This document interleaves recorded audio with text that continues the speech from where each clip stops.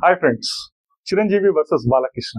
అదేంటి వీళ్ళు ఈ మూవీస్ ఏమీ రిలీజ్ కాలేదు, చిరంజీవి వర్సెస్ బాలకృష్ణ అనే కాంపిటీషన్ ఎందుకు అని చెప్పి మీరు నన్ను అడగొచ్చు.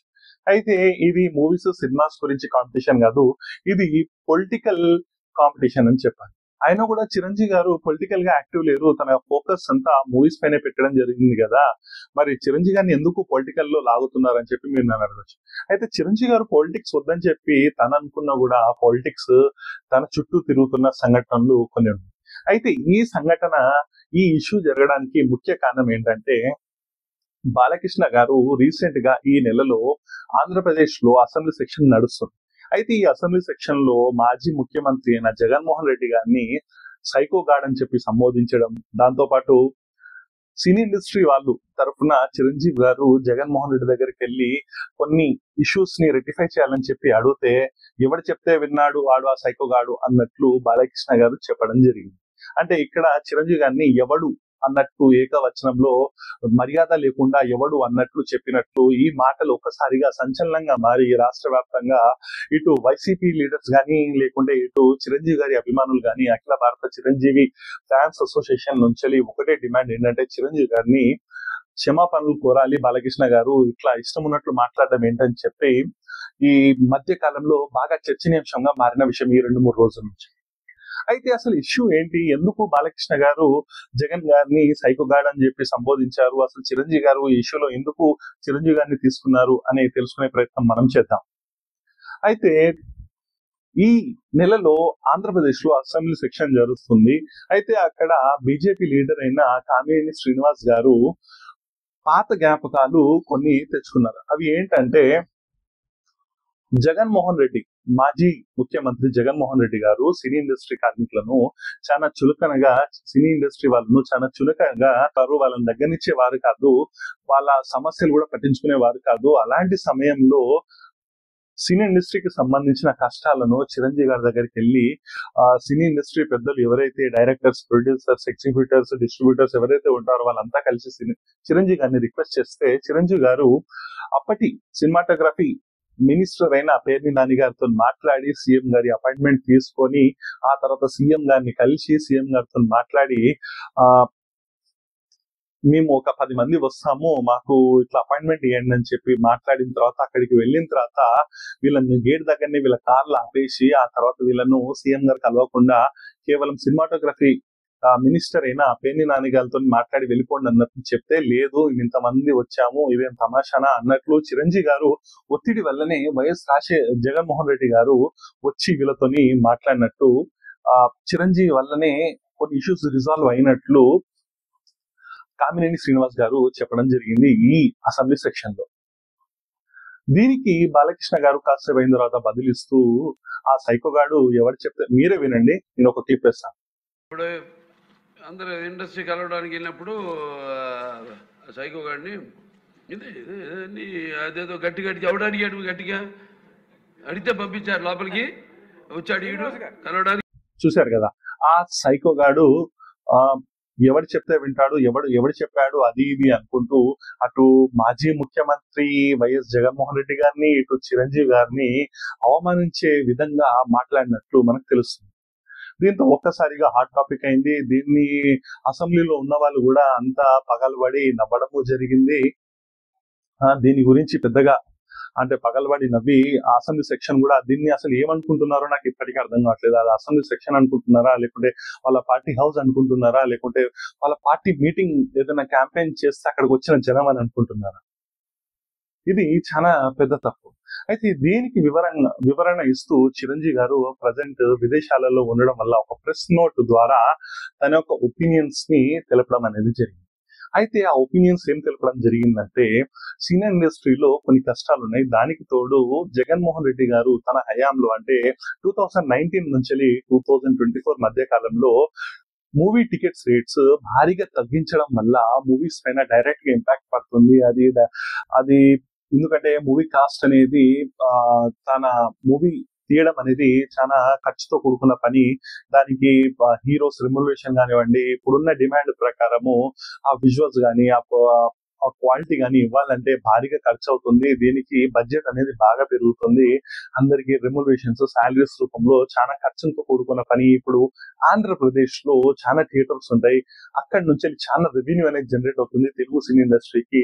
రేట్లు తగ్గించడం వల్ల చాలా కష్టం అవుతుందని చెప్పి సినీ పెద్దలు ఎవరైతే డైరెక్టర్స్, ప్రొడ్యూసర్స్, ఎగ్జిబ్యూటర్స్ ఎవరైతే ఉన్నారో త్రివిక్రమ్ గారు, రాజమౌళి గారు, ఇటు కొరటాల శివ గారు, ఎన్టీఆర్ గారు, ఆర్ నారాయణమూర్తి గారు, ఇలా ఒక్కొక్కరు ఇంపార్టెంట్ వ్యక్తులంతా చిరంజీవి గారిని రిక్వెస్ట్ చేయడంతో చిరంజీవి గారు ఏం చేశారంటే, చిరంజీవి గారు చెప్పే మాట ఏంటంటే, అప్పటి సినిమాటోగ్రఫీ మినిస్ట్రీ అయిన పేర్ని నాని గారితో ఫోన్ లో మాట్లాడి మాకు సీఎం గారితో కలవాలని ఉందని చెప్పి అపాయింట్మెంట్ తీసుకుని సినీ కష్టాల గురించి తనకు వివరించిన తర్వాత దీనికి తన అపాయింట్మెంట్ ని మన్నించి తనని రావాలని చెప్పి జగన్మోహన్ రెడ్డి గారు అనడంతో చిరంజీవి గారు అక్కడికి వెళ్ళడము, ఆ తర్వాత చిరంజీవి గారిని మర్యాద పూర్వకంగా కలిసి ఆ తర్వాత లంచ్ చేసి, ఇట్లా సినీ ఇండస్ట్రీలో కూడా ఒక అపోహ ఉంది ఆ తెలుగు సినీ ఇండస్ట్రీకి మరియు గవర్నమెంట్ కి మధ్య పడట్లేదని చెప్పి, ఈ దూరాన్ని నేను దూరం చేయాలని చెప్పి అనుకుంటున్నాను.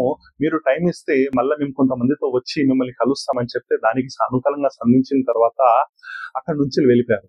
ఆ తర్వాత మళ్ళీ కొంతమంది 5 మెంబర్స్ కే పర్మిషన్ ఉండే అంట. యాక్చువల్ గా అయితే లేదు మేము 10 మెంబర్స్ వస్తామని చెప్పి చిరంజీవి గారు చెప్పడంతో తన ఓన్ ఫ్లైట్ ఒకటి తీసుకొని అందులో ప్రభాస్ గారు, మహేష్ బాబు గారు, కొరటాల శివ, రాజమౌళి, ఆర్ నారాయణమూర్తి గారు, ఇలా వీళ్ళంతా కలిసి వైఎస్ జగన్మోహన్ రెడ్డి గారిని కలవడానికి వెళ్ళడం జరిగింది. ఆ తర్వాత జగన్మోహన్ రెడ్డి గారితో సినీ కష్టాల గురించి మాట్లాడి ఇట్లా టికెట్ రేట్స్ పెంచితే చాలా బాగుంటుందని చెప్పి రిక్వెస్ట్ చేయడంతో, చాలా తక్కువ అని చెప్పి చెప్పడంతో ఈ అన్ని కష్టాలను తను జోడిస్తూ ఒక సినీ బిడ్డగా, సినీ పెద్దగా వచ్చి ఆపోజిట్ ఉన్నది చిన్న వ్యక్తి, అంటే ఏజ్ లో చిన్న వ్యక్తి కాదు అని కాకుండా అతను ఒక ముఖ్యమంత్రి అని చెప్పి చేతులు నమస్కరించి రిక్వెస్ట్ చేయడం జరిగింది. అది అవమానించేలా కాదు చిరంజీవి గారిని, తన హుందాతనంతో రిక్వెస్ట్ చేసి అడగడం జరిగింది. దానికి స్పందిస్తూ టికెట్ రేట్స్ కాస్త పెంచడం కూడా జరిగింది. అది 2022 సమయంలో. దీంతో అప్పుడు రిలీజ్ అయిన వాల్తేరు వీరయ్య కానివ్వండి, వీర సింహారెడ్డి కానివ్వండి, ఈ మూవీస్ కి టికెట్ రేట్స్ పెరిగినాయి అని చెప్పి చిరంజీవి గారు చెప్పుకోవడం. దాని తర్వాత నేను నా తోటి యాక్టర్స్ అయినా కానీ, నా చిన్న వాళ్ళని కానీ నేను చాలా మర్యాద పూర్వకంగా మాట్లాడుతాను అన్నట్లు తను చెప్పినట్లు తెలుస్తుంది. అయితే దీనికి చిరంజీవి గారు చాలా బాధపడినట్లు తెలుస్తుంది. ఎందుకంటే బాలకృష్ణ గారు వాడు వీడు అన్నట్లు సంబోధించడము ఇది బాలేదనే చెప్పాలి. దీంతో పాటు బాలకృష్ణ గారు తన అఖండ మూవీకి కూడా సినిమాటోగ్రఫీ మినిస్టర్ ఎవరైతే అప్పటి పేర్ని నాని గారు ఉన్నారో తనతో మాట్లాడి రిక్వెస్ట్ చేసినట్టు ఆ సినిమా కూడా టికెట్ రేట్స్ పెంచాలని చెప్పినట్లు పేర్ని నాని కూడా చెప్పడం జరుగుతుంది. ఇది వీడియో కూడా చూడండి. మాట్లాడాడు, నాతో మాట్లాడాడే చెప్తున్నా, నాకు జన్మ ఇచ్చిన నా తల్లిదండ్రుల మీద ప్రమాణం చేస్తాను.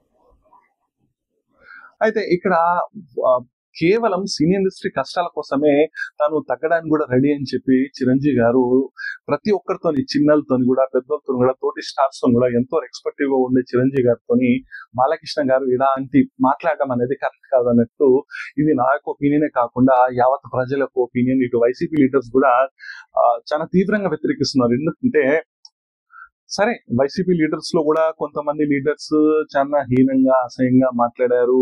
ఇది వరకు ఉన్న గవర్నమెంట్ కొంతమంది లీడర్స్ పైన అన్నట్లు జరుగుతున్న చర్చ కరెక్టే. అది అయితే వాడు తప్పు చేశాడని చెప్పి మనం తప్పు చేయకూడదు.